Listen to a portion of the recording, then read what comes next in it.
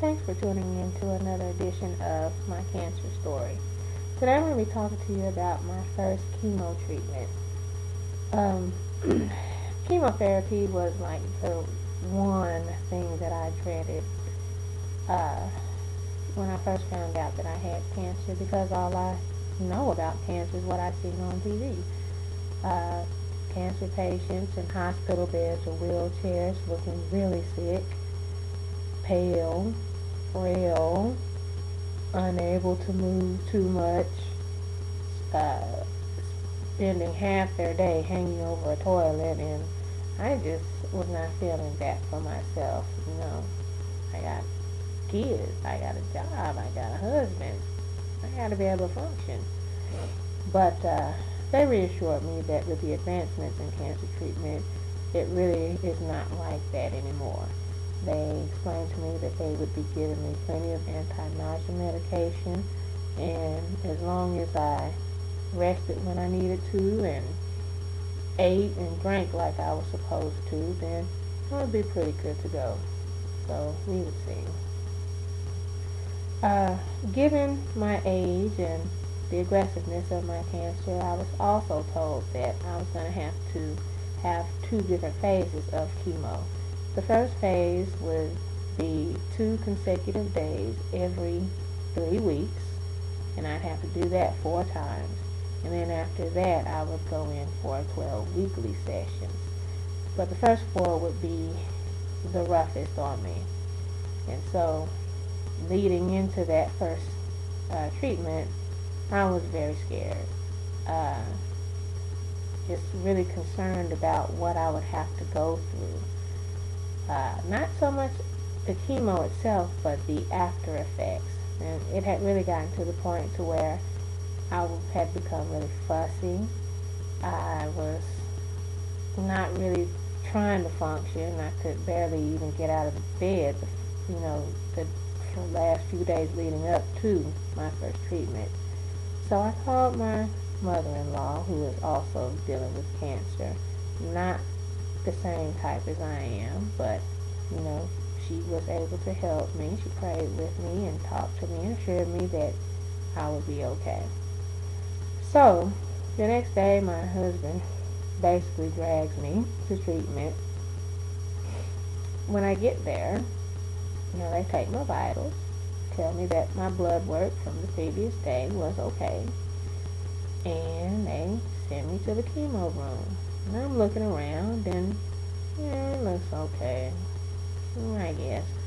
There's other people in there. One appeared to be younger than me. The rest of them were older than me, mostly women. But, they, for the most part, look okay. So, that's helping me feel a little bit better. So, I find me a nice, comfy spot to sit in, and they come and hook me up. They do give me my medications intravenously, not through the arm, because the frequency and the duration of my treatment can be really tough on the veins, and it can get to be pretty painful and pretty difficult to find a vein to administer the medication. So if you recall, I told you in an earlier video that I had a port implanted in. And it's right here. I actually had chemo earlier today. So it's in my chest, and they put the IV needle in there. First time it was very painful. But I'm pretty used to getting stuck, so I can deal with that pretty good. First thing they give me is saline, followed by anti-nausea medication and steroids. So I'm feeling okay with that, because I did have to take some anti-nausea medication before that. They had prescribed it to me, and I have more anti-nausea medication in case I start to feel sick. So I'm thinking I'm going to be okay. Then after that, they come with my first chemo medication. A small bag, not too bad. Ran through that in about 30 minutes. Second bag, wasn't feeling it at all. It was red. I was feeling a red medication going into my body. But it was a small bag, so I went through that in about 30 to 45 minutes. And then the last bag was fairly large.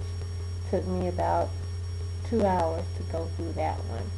But it was okay because I had bought some things to do because I knew I was going to be there for a while.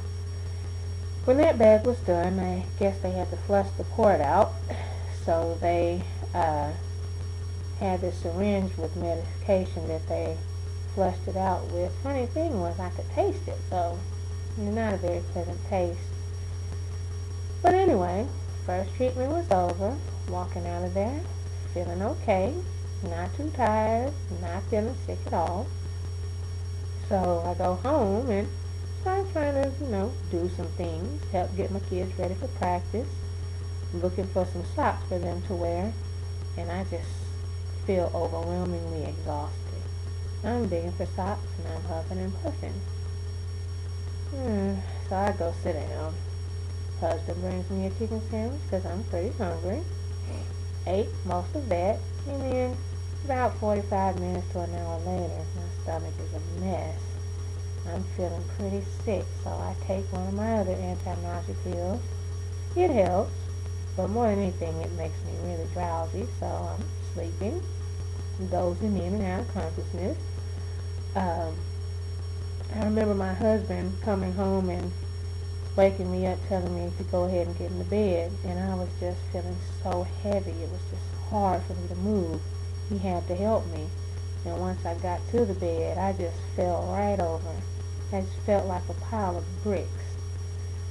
So next day, I'm pretty tired, not feeling sick, but I am tired. But I had to go back for day 2, where they administered more fluids, more anti-nausea medication, and they gave me this shot that helps my blood count stay normal, and that's a very important part of staying healthy during this situation. That shot was a stinger. I mean, it stung going in because they didn't do that intravenously. They did that right here in my arm, and it hurt, and it caused me quite a bit of pain afterwards too, because one of the things they said was that it would cause bone pain, and it did. The next day, I'd say probably that evening sometime, I'm watching TV and I just feel this overwhelming rush of pain from like my neck to my shoulders, my chest, my back, my hips, and my thigh area. I mean, pain to where I couldn't do anything. I just had to lay there and rest. I did take some pain medication, which helped. But the pain did kind of linger over the next couple of days, but not to the point to where I couldn't really deal with it or I couldn't function. But the problem was I wasn't functioning because I was exhausted. I could barely get out of bed. Just getting up to go to the bathroom would have me huffing and puffing. I couldn't really do things that I needed to do for my family. I couldn't eat anything. I had no appetite because everything just tasted funny. It just had this strong flavor to it. So it just made it really hard to eat. I wasn't drinking because I just don't drink too much throughout the day anyway.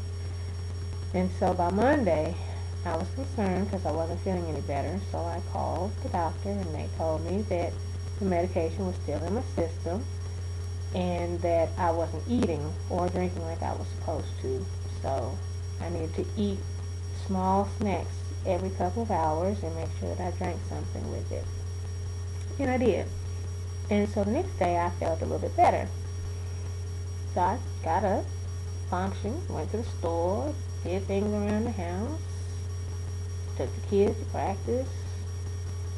And that proved to be a bad mistake because the next day and the day after that, I was no good. I could barely get out of bed. I just remember I tried to comb my little girl's hair and I was just huffing and puffing. I was having to take frequent breaks from combing her hair. And after that, I just called my mom crying because I just could not function. And that's just not me. I'm used to when I need to get something done, just get up and do it. But that just wasn't happening. So, I called her and she comforted me and told me I just needed to understand that this could be me for the next several months and to just, get other people to help. My kids, they're old enough they can do certain things. Let them do some things around the house. And so I did, and the next week I was feeling better. Week after that, I was okay, but I had to go back to treatment and work, and I had no hair. Because that was about day 13 when they said my hair would start to fall out. And sure enough, that very day, day 13, I combed out a nice chunk of my hair. So, you know, that week was a little rough. But I got through it, and I got through those first 4 sessions. So now I'm doing my weekly sessions and doing pretty good. Uh, I'm able to work and go to all my kids' games. I don't take them to practice that often because I'm usually tired when I get home from work. But, if I don't have an appointment, I'm usually pretty good. And I haven't missed any other days besides that except for one day when I was really tired and I had to leave work. So, it's really not that bad. By now I'm so used to it and I'm seeing the same people. So when you walk in, it's like, hey, how you doing? And it's not that bad. So, I'm halfway through my treatments and things are looking good. Next video, I plan to take you to chemo with me. So, stay tuned.